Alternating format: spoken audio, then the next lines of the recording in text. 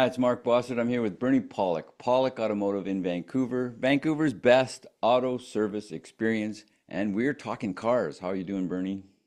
I'm doing very well this morning. So today's victim is a 2006, is that right? 2006 smart car. What was going on with this little vehicle?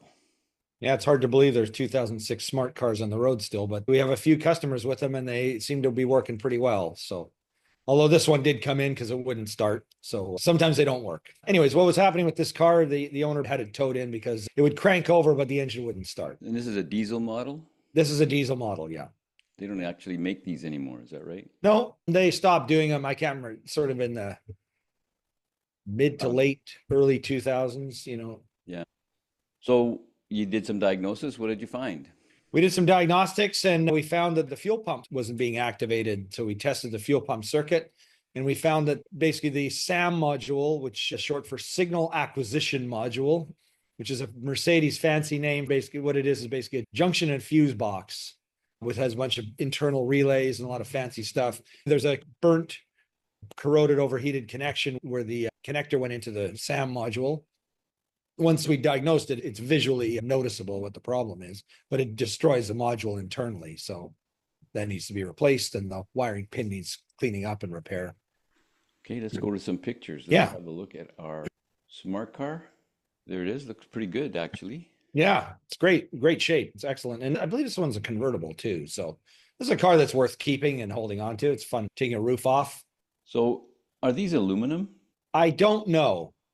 People think, oh my God, that's such a tiny little car. It's got to be super dangerous, but they're very well built in terms of crash safety for a size of car. Apparently, they hold their structural integrity really well. So I'm not sure what they do, but they put a lot of thought and design into them. But I'm sure if you hit a 3/4 ton truck, you're going to be flying in the opposite direction pretty easily. Well, any car will, truthfully. Any car, yeah, but these are just so small. So, what do we see here?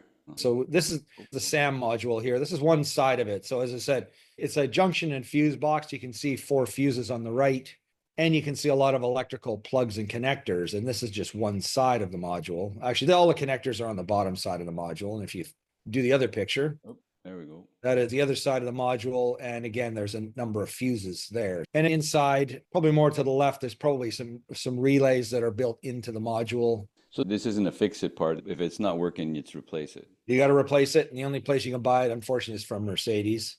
That's not a bargain deal. It's just an actually expensive part. And there we see the problem. That arrow is pointing to the pin that powers up the fuel pump, and that pin is corroded. Actually, in real life, you can see it a little better than our picture. There's one more picture I know you've got to show us of the actual wiring connector. This one's a little more obvious. If you look closely at the different pins, you can see where the arrow is pointing. It's distorted. It's been overheated. We clean up the pin connection. Otherwise, the problem would happen again. But you can sort of see out of focus in the background a bunch of colored wires hanging there on plugs. So this sits underneath the driver, sort of where your left knee would sit, or if you kicked up with your foot, it's kind of up in that area, buried under the dash. So, do you replace this connector as well? No, it's not damaged badly enough. We can actually just repair the terminal. So we do that and put a new module in and turn the key and the fuel pump fires up and away it goes. So, this isn't the first one of these you've seen. No, we've seen a few of them. So it's not an uncommon problem. I don't like to predict a diagnostic on something, but it's been interesting in the last couple of months. We've seen at least a couple of them in the last 2 months.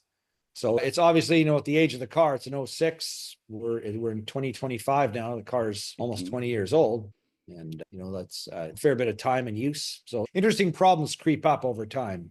So, that could have been a failure inside the SAM unit. That's what happens. Things break down, it gets hot, and then it transfers the heat into the wire and the connector. But the problem is actually inside the module. It's not actually the connection, although it does start to damage the connections. Yeah, there's just too much current running through there. Yeah. So, if you're having issues with your smart car, any issues, they fixed them all. Gas, diesel, electric. The guys to see are Pawlik Automotive. You can reach them online at pawlikautomotive.com, or you can call them to book at 604-327-7112.